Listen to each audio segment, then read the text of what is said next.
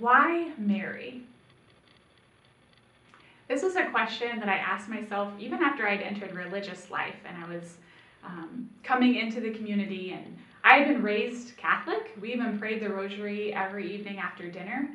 But if you'd asked me about my relationship with our Blessed Mother, I'm not sure what I would have told you. I think I really thought of her more as someone far away or even not personally. So then when I entered religious life and I saw other people, other sisters, other priests, other lay people around me that seemed to have a relationship with our Blessed Mother and really just love her and depend on her, I noticed that that was missing. And so I went to my religious superior, my postulant formator, and I kind of tiptoed in and sort of said, like, I'm having a problem in my relationship with Our Lady. I think because I was thinking from a very human perspective, that as a religious sister, I knew I was called to give my heart and my life totally to Jesus. And so in human relationships, sometimes that one-to-one intimacy is so important, and it's hard to imagine, like, how would a third person help in that intimacy? Because I wasn't thinking in terms of heaven, how there's no constraints to time and space, and all communion begets communion. That as we love one, we love everyone more. And so in that very human perspective, I was seeing Our Lady maybe even as like an obstacle, and I was really having a hard time with that. And so my formator said that actually we're having our next 3 classes on our Blessed Mother. And that was really helpful for me to learn the Church's teaching on Our Lady's role as our model and our mother, as the Mother of God and the Mother of the Church. And it was really beautiful, but I could tell that it was still kind of in my head and it hadn't really traveled to my heart. And so after a few months of just struggling in this, I finally did kind of the most natural thing. And I asked Mom for help. We often go to our moms for help, right? And so I asked our Blessed Mother, like, whatever this obstacle is, just please help me to remove it.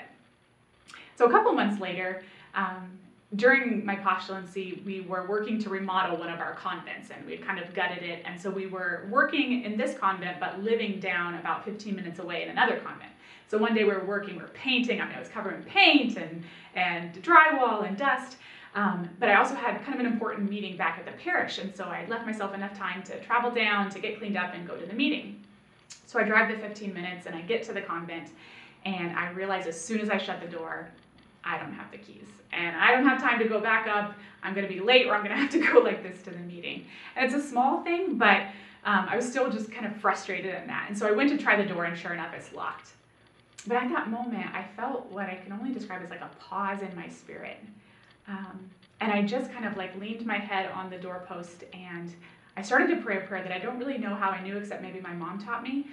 It's the Memorare that St. Bernard gave us of remember, O most gracious Virgin Mary, that never was it known that anyone who fled to your protection was left without help.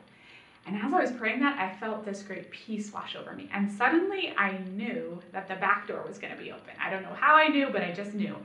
And I headed back there, and I started to get kind of excited because, I don't know, there was just this assurance. And as I turned the doorknob, sure enough, the door was open, and I went in. And in that moment, I understood that Our Lady is never an obstacle. I love the fact that it was even the back door, that Mary only comes to us as a manifestation of the mercy of God.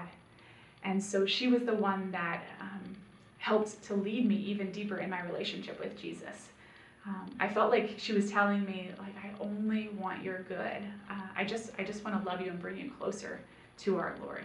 And from that moment on, I've just kind of found myself at Our Lady's skirt, just like a mom, right? Our mother is the one that, especially in times of discouragement, can encourage us.